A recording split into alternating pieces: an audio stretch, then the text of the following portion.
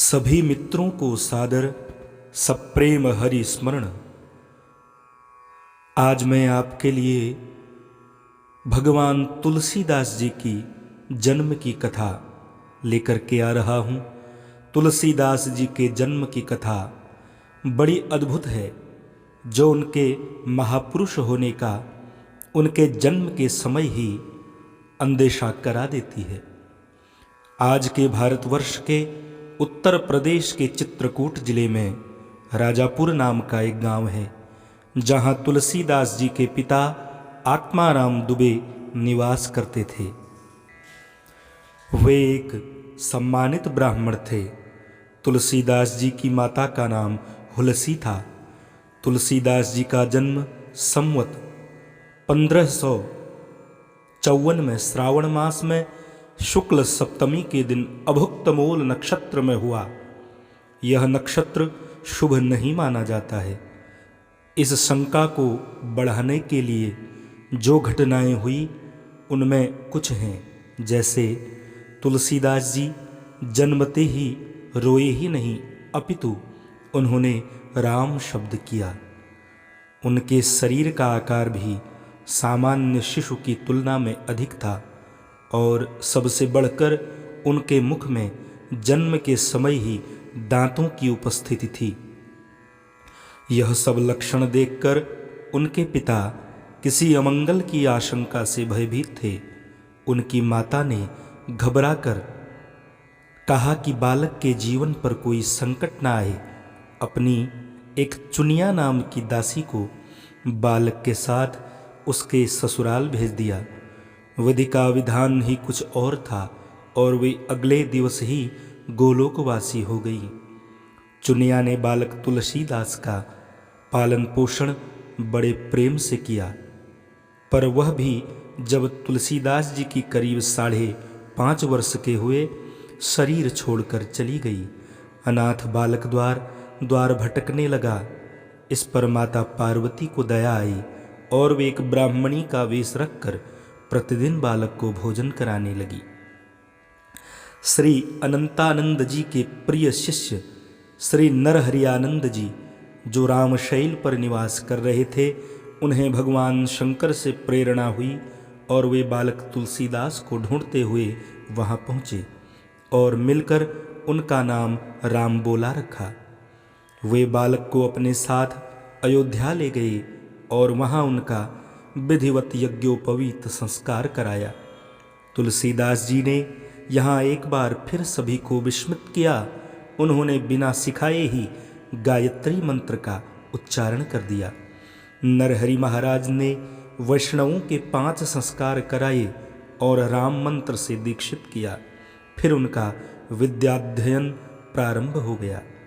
तुलसीदास जी जो भी एक बार सुन लेते थे, उसे वे कंठस्थ कर लेते थे। उनकी प्रखर बुद्धि की सभी प्रशंसा करते थे। फिर एक बार नरहरि महाराज उन्हें लेकर शूकर क्षेत्र सोरों पहुँचे, जहाँ उन्होंने रामचरितमानस सुनाया, और उन्हें काशी में शेष सनातन जी के पास वेदाध्ययन के लिए छोड़ गए। यहाँ तुलसीदास जी ने 15 वर्ष वेदांग का अध्ययन किया। उन्हीं दिनों उनका मन संसार की ओर प्रवृत्त हुआ, और वे अपने गांव वापस आए, जहां आकर उन्हें ज्ञात हुआ कि उनका परिवार सब नष्ट हो चुका है।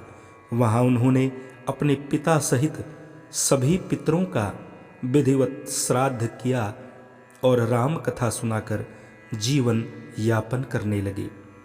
वहीं गुरुजनों के परामर्श से उन्होंने रत्नावली नामक एक सुंदर कन्या से संवत 1583 में ज्येष्ठ मास की शुक्ल त्रयोदशी को विवाह किया और सुखपूर्वक वैवाहिक जीवन बिताने लगे। एक दिन पत्नी के भाई के साथ मायके चले जाने पर वे उनके पीछे पीछे पहुंच गए। इससे पत्नी को बहुत रोष हुआ, और उन्होंने धिक्कारते हुए कहा कि आपकी जैसी आसक्ति मेरे हाड़ मांस के शरीर में है, ऐसी यदि भगवान में होती तो आपका बेड़ा पार हो जाता। यह बात तुलसीदास जी को चुभ गई। और वह उसी समय वहाँ से चल दिए। उन्होंने प्रयागराज पहुंचकर संन्यास लिया और तीर्थाटन करने लगे।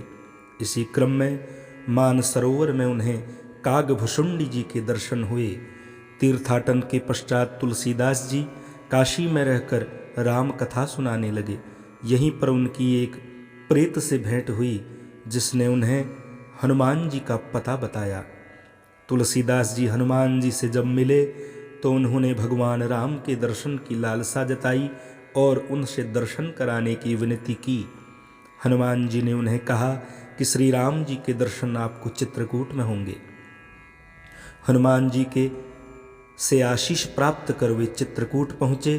चित्रकूट में उन्होंने रामघाट पर अपना एक स्थान नियत किया और वहीं प्रभु के दर्शन के इंतजार में साधना में रत हो गए।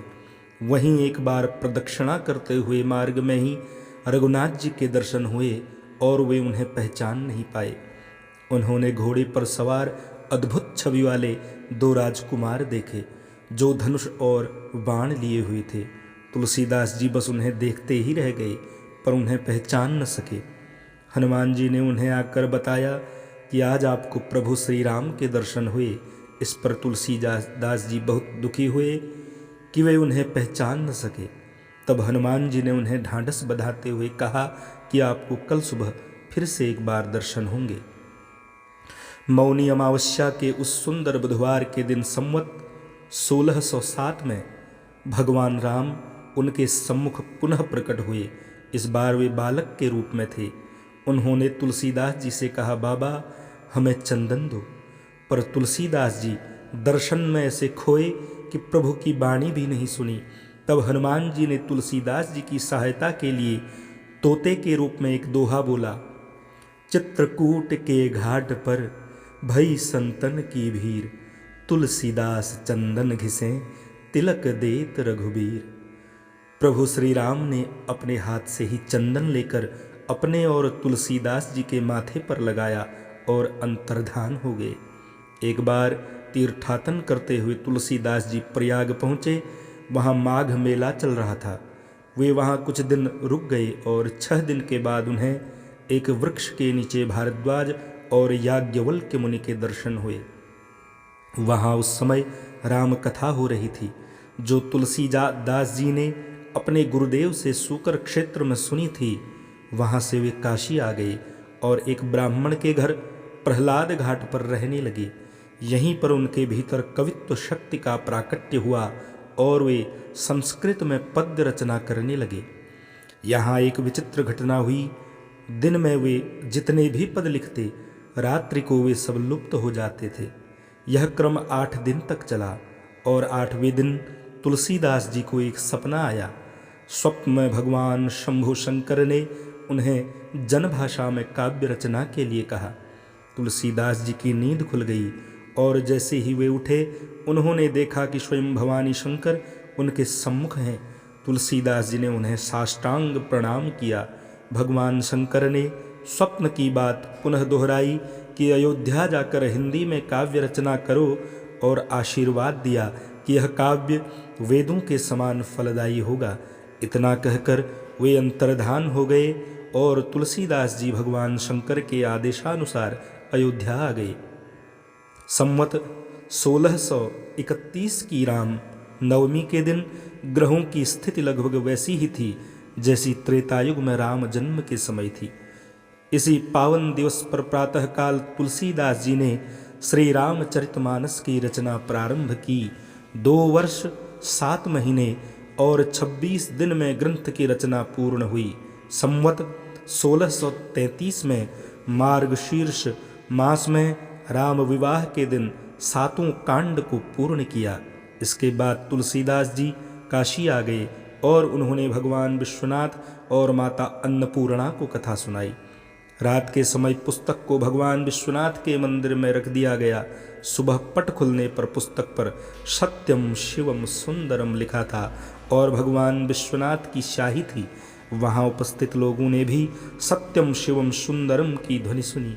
काशी के पंडितों को यह बात रास न आई। ईर्ष्यावश वे तुलसीदास जी की निंदा करने लगे और पुस्तक को नष्ट करने के उपाय करने लगे। एक बार उन्होंने चोर भी भेजे, पर वे चोर भी सुधर गए। फिर पंडितों ने श्री मधुसूदन सरस्वती जी को उस पुस्तक को देखने के लिए मनाया। उन्हें पुस्तक देखकर बहुत प्रसन्नता हुई और उन्होंने उस पर अपनी सम्मति लिख दी, जो इस प्रकार है। आनंद कांदनेयास्मिन् जंगमस्तुलसी तरुः कविता मंजरी भाति राम भ्रमर भूषिता। इस काशी रूपी आनंद वन में तुलसीदास चलता फिरता तुलसी का पौधा है। उसकी कविता रूपी मंजरी बड़ी ही सुंदर है, जिस पर श्री राम रूपी भंवरा सदा मंडराया करता है। पंडितों को इस पर भी संतोष नहीं हुआ। अब उन्होंने पुस्तक की परीक्षा के लिए स्वयं भगवान विश्वनाथ की शरण ली। भगवान विश्वनाथ के समक्ष श्री रामचरितमानस के ऊपर पुराण और उसके ऊपर शास्त्र और सबसे ऊपर वेद रखे और मंदिर को बंद कर दिया गया। जब दूसरे दिन प्रातः समय मंदिर खोला गया तो रामचरितमानस वेदों के ऊपर रखा था। आखिरकार पंडितों ने अपनी मूर्खता के लिए क्षमा मांगी और तुलसीदास जी का सम्मान किया। तुलसीदास जी अब 80 घाट पर रहने लगे। एक दिन कलयुग ने मानव रूप में आकर तुलसीदास को परेशान करना प्रारंभ किया। तुलसीदास जी ने रक्षा के लिए हनुमान जी को पुकारा। तब हनुमान जी ने उन्हें विनय के पद लिखने को कहा। तभी तुलसीदास जी ने एक बहुत ही सुंदर ग्रंथ विनय पत्रिका की रचना की और इसे भगवान के चरणों में अर्पित किया। श्री राम जी ने उस पर अपने हस्ताक्षर किए और तुलसीदास जी को अभय किया। तुलसीदास जी ने श्री राम कथा का गान करते हुए बाकी समय काशी में ही गुजारा और राम कथा से संबंधित कुल 13 ग्रंथ लिखे। संवत 1680 श्रावण शुक्ल तृतीया शनिवार को 80 घाट पर गोस्वामी जी ने राम राम कहते हुए अपना शरीर परित्याग किया और भगवान के साकेत लोक को प्राप्त किया। बोलिए सियावर रामचंद्र की जय हो। आपके जीवन में आर्थिक उन्नति के साथ आध्यात्मिक उन्नति भी हो। जय सिया राम।